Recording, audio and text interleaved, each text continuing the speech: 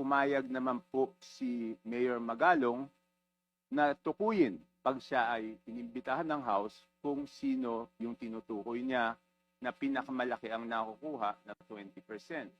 So ang tanong ko po, bakit pa po hindi imbitahan kaagad ng committee para malaman na po natin kung sino yung tinutukoy niya, Mr. Chair? Committee on Appropriation. So hindi pa ba mas mabuting i-address na po natin? Kasi nandiyan po, si Congressman Abante, nadinig ko po yung interview nyo, sabi nyo po dapat pangalanan po ni Mayor Magalong.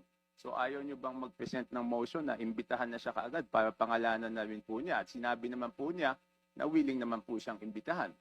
But as you made a promise to me, Mr. Chair, that one day Mayor Magalong will be invited, why don't we just finish the hearing right now? We still have a lot of contractors that are waiting to be investigated, to be interpolated. So why don't we wait?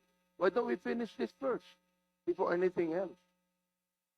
Bakit natin ginugulo itong hearing na ito samantalang marami naman naghihintay dyan ng mga contractors na very much willing to be interpolated?